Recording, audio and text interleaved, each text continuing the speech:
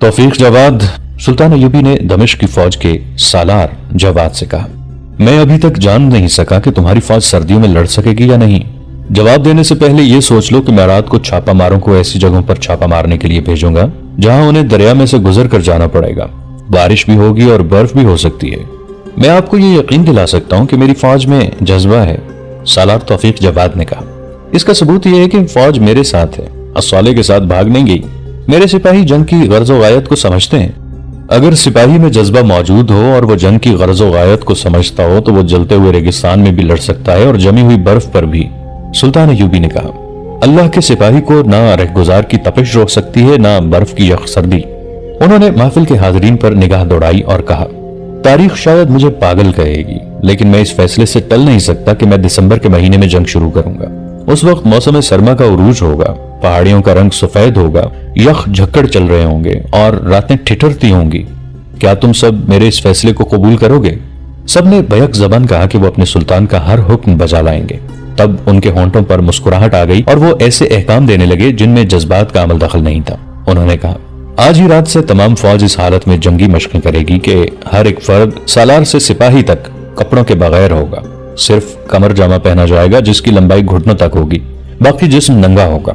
इशा की नमाज के फौरन बाद तमाम फौज कपड़े उतार कर बाहर जाया करेगी। यहाँ करीब ही झीलें हैं, फौज को उनमें से गुजारा जाएगा।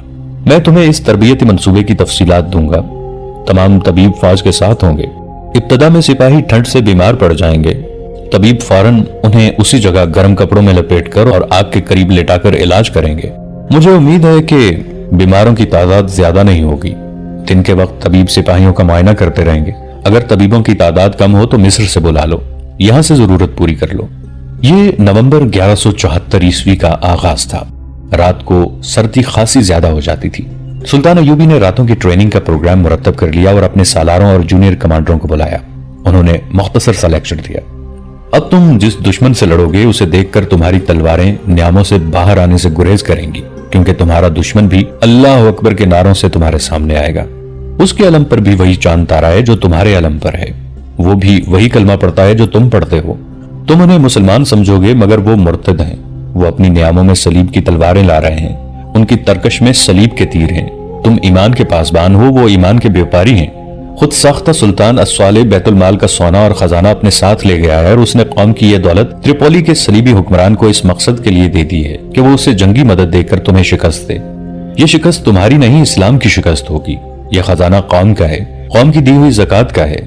यह खजाना शराब और अयाशी में बह रहा है और इसी खजाने से कुफ्फार के साथ दोस्ताने गांठे जा रहे हैं। क्या तुम कौमी खजाने के चोर को अपना सुल्तान तस्लीम करोगे? नहीं नहीं के साथ कुछ आवाजें लानत लानत की भी सुनाई थी। सुल्तान अय्यूबी ने कहा, मैंने जिन उसूलों पर मिस्र की फौज तैयार की है वही उसूल तुम्हें बताना चाहता हूँ। बुनियादी उसूल ये है कि दुश्मन के इंतजार में अपने घरों में न बैठे हो। ये कोई उसूल नहीं कि दुश्मन हमला करे तो तुम हमला रोको। तुम्हें ये उसूल कुरान ने दिया है कि जंग हो तो लड़ो, जंग ना हो तो जंग की तैयारी में मसरूफ रहो। जो ही तुम्हें पता चले कि दुश्मन तुम पर हमला करने की तैयारी कर रहा है उस पर हमला कर दो। याद रखो, जो मुसलमान नहीं वो तुम्हारा दोस्त नहीं। काफिर तुम्हारे कदमों में आकर सजदा भी करे तो भी उसे अपना दोस्त न समझो। दूसरा बुनियादी उसूल यह है कि सल्तनत इस्लामिया और कौम की आबरू के पासबान तुम हो। अगर तुम्हारे हुक्मरान बेगैरत हो जाएं, कौम बदकारी में तबाह हो जाए और दुश्मन गालिब आ जाए तो आने वाली नस्लें कहेंगी कि इस कौम की फौज नाअहल और कमजोर थी। यह होता आया है और होता रहेगा कि हुक्मरानों की बदआमालियां फौज के हिसाब में लिखी जाती हैं, क्योंकि फतह शिकस्त का फैसला मैदान जंग में होता है। हुक्मरानों की ऐश पसंदी और मफाद परस्ती फौज को कमजोर कर चुकी होती है। फिर शिकस्त की जिम्मेदारी फौज के कंधों पर डाल दी जाती है। फिर क्यों ना तुम अभी से अपने खलीफा और हुक्मरानों को ठिकाने लगा दो जो तुम्हारी और कौम की जिल्लत और रसवाई का बायस बन रहे हैं। मैं नहीं बता सकता कि मैं जिस जंग की तैयारी कर रहा हूं वो कैसी होगी। सिर्फ ये जानता हूं कि वो बड़ी ही सख्त जंग होगी। सख्त इन मानों में कि तुम्हें इंतहाई दुश्वार हालात में लड़ा रहा हूं। दूसरी मुश्किल यह है कि तुम्हारी तादाद कम होगी। इस कमी को तुम जज्बे और ईमान की कुव्वत से पूरा करोगे। सुल्तान अय्यूबी ने उन्हें यह भी बताया कि दुश्मन के जासूस उनके दरमियान मौजूद हैं और इन जासूसों का तरीक़ाकार क्या है। और तुम ये मत सोचो कि सलाहुद्दीन अय्यूबी मुसलमान है। खलीफा का दर्जा पैगंबर जितना होता है।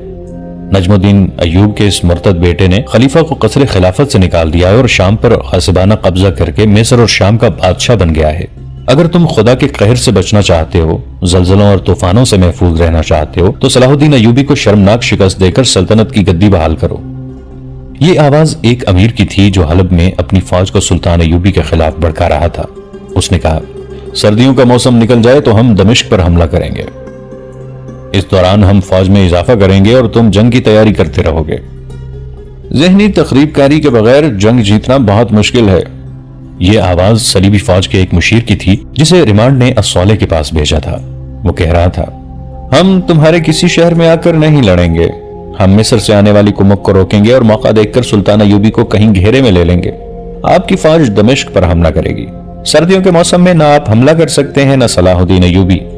آپ اس وقت سے فائدہ اٹھائیں۔ مجھے جو خطرہ نظر آ رہا ہے وہ یہ ہے کہ آپ کی قوم آپس میں لڑنے سے گریز کرے گی۔ آپ ان علاقوں میں جو آپ کے قبضے میں ہیں اپنی قوم کو صلاح الدین ایوبی کے خلاف بھڑکائیں۔ ان کا بہترین حربہ آپ کا مذہب اور قرآن ہے۔ اس مقصد کے لیے مذہب، قرآن اور مسجد کو استعمال کریں۔ ہم نے مسلمانوں میں یہ کمزوری دیکھی ہے کہ مذہب کے نام پر جلدی بھڑکتے ہیں۔ اگر آپ ہماری مدد کریں تو ہم آپ کو یہ تخریب کاری دمشق میں بھی کر کے دکھا دیں گے۔ یہ دیکھ کر میرا سر شرم سے جھک جاتا ہے کہ 5 سال گزر گئے ہیں، ہم سے ابھی صلاح الدین ایوبی قتل نہیں ہوا۔ یہ آواز فدائی قاتلوں حشیشین کے مرشد شیخ سنان کی تھی۔ وہ ان فدائیوں سے جنہیں سلطان ایوبی کے قتل کے لیے بھیجا جا رہا تھا یہ کہہ رہا تھا، ایوبی پر ہمارے 4 حملے ناکام ہو چکے ہیں، ناکام بھی ایسے کہ ہمارے آدمی مارے گئے اور زندہ بھی پکڑے گئے۔ حسن بن صبا کی روح مجھ سے جواب مانگ رہی ہے، کیا تم اسے زہر نہیں دے سکتے؟ کہیں چھپ کر اسے تیر کا نشانہ نہیں بنا سکتے؟ کیا تم اپنی موت سے خوفزدہ ہو گئے ہو؟ اپنے حلف کے الفاظ بھول گئے ہو؟ میں اب یہ نہیں سننا چاہتا کہ صلاح الدین ایوبی ابھی زندہ ہے۔ وہ زیادہ دیر زندہ نہیں رہے گا، ایک فدائی نے کہا اور اس کے ساتھی نے اس کی تائید کی۔ سلطان ایوبی کی جو فوج مصر میں تھی اس کی کمان سلطان ایوبی کے بھائی العادل کے پاس تھی۔ سلطان ایوبی اسے یہ حکم دے آئے تھے کہ بھرتی تیز کرو اور جنگی مشقیں جاری رکھیں۔ انہوں نے العادل کو سوڈان کی طرف سے خبردار کیا تھا اور اسے بتایا تھا کہ سوڈان کی طرف سے معمولی سی بھی فوجی حرکت ہو تو وسیع پیمانے پر جنگی کارروائی کرو، اور سلطان ایوبی نے یہ بھی کہا تھا کہ وہ کمک اور رسد تیار رکھیں۔ دمشق کی مہم کے متعلق کچھ نہیں کہا جا سکتا تھا کہ کیسی صورتحال پیدا کر دے۔ اب انہوں نے جو منصوبہ بنایا تھا اس کے لیے انہیں کمک کی ضرورت تھی۔ جاسوس اور لڑکی نے انہیں یہ بتا دیا تھا کہ ریمانڈ مصر اور شام کے درمیان حائل ہو کر سلطان ایوبی کی کمک اور رسد روک لے گا۔ اس اطلاع کے پیش نظر انہوں نے کمک قبل از وقت منگوا کر اپنے ہاتھ میں رکھ لینا ضروری سمجھا۔ اس کمک کو سردیوں کی جنگ کی ٹریننگ کی بھی ضرورت تھی۔ انہوں نے ایک طویل پیغام کے ساتھ ایک قاصد قاہرہ بھیج دیا۔ انہوں نے العادل کو پیادہ اور سوار دستوں کی تعداد لکھی جو انہیں درکار تھی، اور یہ ہدایت بھی دی کہ تمام فوج اکٹھی کوچ نہ کرے بلکہ چھوٹے چھوٹے دستے رات کے وقت ایک دوسرے سے دور دور نقل و حرکت کریں۔ دن کے وقت سفر نہ کیا جائے، حتی الامکان کمک کے کوچ کو خفیہ رکھا جائے۔ العادل اپنے بھائی کا ہی تربیت یافتہ تھا۔ اس نے پیغام ملتے ہی کمک روانہ کر دی اور اسے خفیہ رکھنے کا یہ انتظام کیا کہ فوج کے چند افراد کو عام مسافروں کے لباس میں اونٹوں پر سوار کر کے اس ہدایت کے ساتھ کمک کے ساتھ بھیج دیا کہ وہ دائیں بائیں دور دور پھیلتے رہیں اور کوئی مشکوک آدمی نظر آئے تو اس کی چھان بین کریں اور ضرورت محسوس ہو تو اسے پکڑ لیں۔ کمک کے دستے چند دنوں بعد دمشق پہنچنے لگے اور سلطان ایوبی نے انہیں بھی رات کی ٹریننگ میں شامل کر دیا۔ اس کے ساتھ نئی بھرتی کا حکم بھی دے دیا۔ دمشق کے مضافات میں اس دور میں جنگل اور کھڈنالوں کا علاقہ ہوا کرتا تھا۔ وہاں ایک صدیوں پرانے قلعے کے کھنڈر تھے۔ اس کے اندر کبھی کوئی نہیں گیا تھا۔ رات کو تو لوگ اس کے قریب سے بھی نہیں گزرتے تھے۔ یہ چونکہ فوجی استعمال کے قابل نہیں رہا تھا اور تھا بھی بے موقع، اس لیے فوج نے اس کی طرف کبھی توجہ نہیں دی تھی۔ سلطان ایوبی کے دور میں دمشق کے دفاع کے لیے ایک اور جگہ قلعہ تعمیر کرایا گیا تھا۔ وہ پرانا قلعہ ناگوں والا قلعہ کہلاتا تھا۔ مشہور تھا کہ اس میں ناگوں کا ایک جوڑا رہتا ہے۔ ناگ اور ناگن کی عمر 1000 سال ہو چکی ہے، اور یہ بھی کہا جاتا تھا کہ یہ قلعہ سکندر اعظم نے بنایا تھا اور کہ یہ دارا ایرانی کا بنایا ہوا ہے۔ بعض اسے بنی اسرائیل کی تعمیر کہتے تھے۔ اس میں تو اختلاف پایا جاتا ہے کہ یہ کس کی تعمیر تھی۔ ایک روایت کو سب سچ مانتے ہیں، کہتے ہیں کہ صدیاں گزری یہاں فارس کا ایک بادشاہ آیا تھا۔ یہ جگہ اسے اتنی پسند آئی کہ یہاں اس نے اپنا یہ قلعہ تعمیر کیا۔ اس کے اندر اپنے لیے ایک خوشنما محل بنایا، مگر اسے آباد کرنے کو اس کی بیوی نہیں تھی۔ اسے کسی گدڑیے کی بیٹی پسند آ گئی۔ اس لڑکی کا منگیتر بھی تھا۔ بادشاہ نے لڑکی کے ماں باپ کو بے بہا دولت دی اور ان سے لڑکی لے لی۔ منگیتر نے بادشاہ سے کہا کہ وہ اس قلعے میں کبھی آباد نہیں ہو سکے گا۔ بادشاہ نے اسے قلعے میں لے جا کر قتل کر دیا اور لاش اندر ہی کہیں دفن کر دی۔ لڑکی نے بادشاہ سے کہا کہ اس نے اس کا جسم خرید لیا ہے، اس کی روح آزاد ہو گئی ہے۔ پہلے روز ہی بادشاہ جب گدڑیے کی بیٹی کو شاہانہ لباس پہنا کر محل میں داخل ہوا تو فرش پر بیٹھ گیا اور دیوار چھت سمیت نیچے آ گئی۔ बादशाह और लड़की मलबे में दफन हो गए। बादशाह की फौज मलबा हटाने लगी तो मलबे में से नाग निकले। फौज ने उन्हें बर्छियों, तीरों और तलवारों से मारने की कोशिश की, लेकिन नागों को बर्छी लगती, तलवार या तीर भी उनके करीब जाकर रुख बदल लेते थे। फौज दौड़कर भाग गई। यह भी मशहूर था कि अब भी रात को किले के करीब से गुजरो तो एक लड़की गदड़ियों के लिबास में भेड़ बकरियां चराती नजर आती है। कभी कभी एक जवान आदमी आता है। बहरहाल सब मानते थे कि अब किले में जिन और परियां रहती हैं। जिन दिनों सुल्तान अयूबी खलीफा और उमरा के खिलाफ जंग की तैयारियां कर रहे थे, दमिश्क में ये बात मशहूर हो गई थी कि नागों वाले किले में एक बुजुर्ग नमूदार हुआ है जो दुआ करता है तो सब रोग दूर हो जाते हैं और वो आने वाले वक्त की खबरें भी देता है। शहर में किसी ने उसकी करामात सुनाई थी जो फौरन मशहूर हो गईं। बाज ने उसे महदी भी कहा था। लोग वहां जाने को बेचैन होने लगे, लेकिन डरते थे कि यह गदड़िए की बेटी और उसके आशिक या फारिस के बादशाह की बदरू ही ना हो, और ये जिन्नों और भूतों का फरेब भी हो सकता था। बाज लोगों ने दूर खड़े होकर किले को देखा था। 3-4 आदमियों ने यह भी बताया था कि उन्होंने स्याह दाढ़ी और सफेद चोगे वाले उस आदमी को किले से बाहर आते और फौरन ही अंदर जाते देखा था। लोगों को इस बुजुर्ग की करामात तो सुनाई देती थी, मगर ऐसा कोई आदमी नहीं मिलता था जिसने ये कहा हो कि वो किले के अंदर गया और उसके लिए बुजुर्ग ने दुआ की थी। एक रोज सुल्तान अयूबी के मुहाफिज दस्ते का एक सिपाही ड्यूटी का वक्त पूरा करके कहीं बाहर घूम फिर रहा था। वो वजी और खुबरू जवान था। मुहाफिज दस्ते के तमाम जवान ऐसे ही थे। सामने से नूरानी चेहरे वाला वो आदमी आ रहा था जिसकी सियाह दाढ़ी थी और सलीके से तराशी हुई थी। उसका चोगा सफेद था और सर पर दिलकश इमामा। उसके हाथ में तस्बीह थी। मुहाफिज सिपाही के सामने आकर वो रुक गया। सिपाही की ठोड़ी को जरा ऊपर उठाया और धीमी आवाज में कहा, मुझे गलती नहीं लग सकती, तुम कहां के रहने वाले हो दोस्त? बगदाद का। सिपाही ने बड़े मीठे लहजे में कहा, आप मुझे पहचानते हैं? हाँ दोस्त, मैं तुम्हें पहचानता हूं, स्याह दाढ़ी वाले ने हैरत के लहजे में कहा, लेकिन तुम अपने आप को नहीं पहचानते। सिपाही इसकी हैरत पर हैरान हुआ और उसके बोलने के अंदाज से मुतासिर भी हुआ। अगर उस आदमी का चेहरा नूरानी, उसकी दाढ़ी इतनी अच्छी और चोगा इतना सफेद ना होता तो सिपाही उसे कोई दीवाना या मजजूब समझकर टाल देता। उस शख्स की आंखों, हाल हुलिये और सरापा ने उसे रुके रहने पर मजबूर कर दिया। अपने परदादा को जानते हो कौन था और क्या था? उस शख्स ने सिपाही से पूछा। नहीं, सिपाही ने जवाब दिया। और दादा को? तुम्हारा बाप जिंदा है? नहीं, सिपाही ने जवाब दिया। मैं दूध पीने की उम्र में था जब वो मर गए थे। उनमें बादशाह कौन था? स्याह दाढ़ी वाले ने पूछा। परदादा, दादा, बाप? कोई भी नहीं, सिपाही ने जवाब दिया। मैं किसी शाही खानदान का फर्द नहीं हूं, सुल्तान सलाउद्दीन अयूबी के मुहाफिज दस्ते का सिपाही हूं। आपको शायद गलत फहमी हुई है। मेरी शक्ल सूरत शायद आपके किसी पुराने दोस्त से मिलती जुलती है।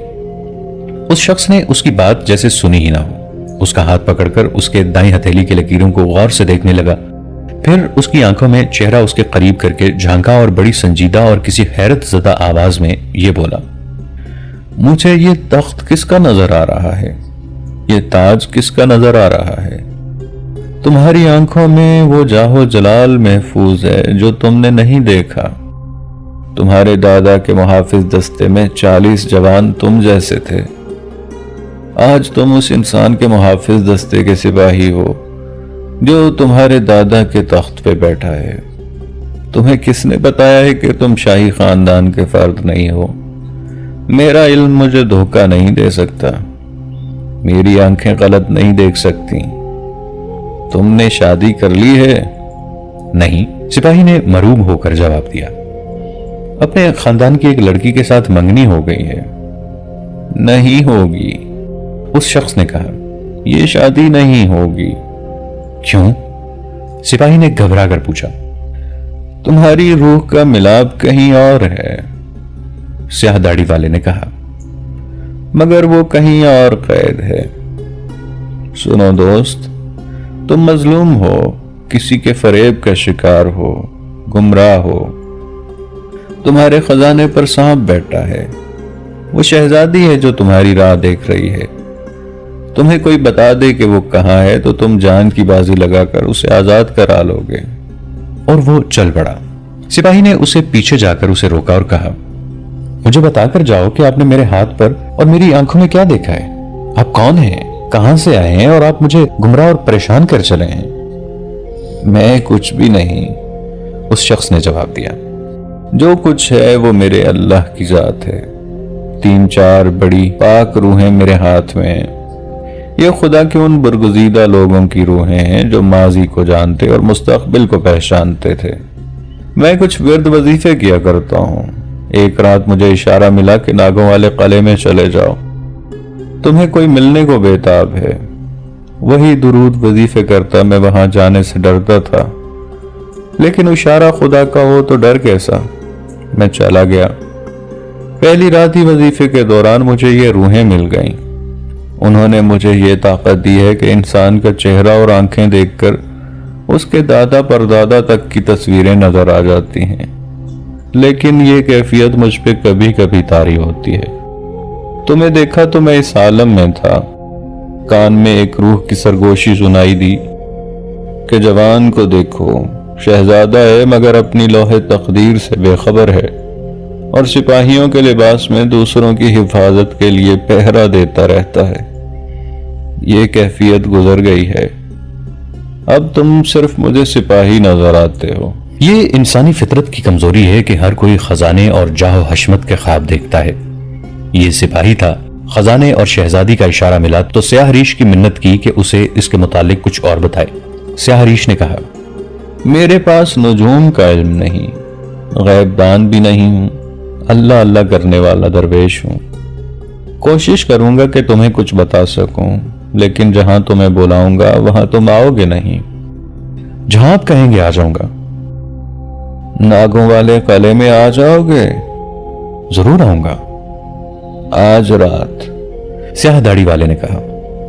गुस्ल करके जहन को दुनिया के ख्यालों से खाली करके जाना, और याद रखो किसी से जिक्र न करना, किसी को न बताना कि मैं तुम्हें मिला था और तुम रात को कहीं जा रहे हो या नहीं। चोरी चोरी आना।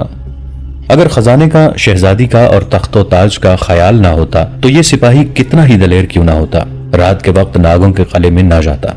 सुल्तान अयूबी के मकान के पिछले दरवाजे पर उसका पहरा रात के आखिरी पहर होता। उस वक्त से पहले वो घूम फिर सकता था। वो जब किले के दरवाजे पर पहुंचा तो खौफ ने उसके दिल पर कब्जा कर रखा था। उसने बुलंद आवाज से कहा, मैं आ गया हूं, आप कहां हैं?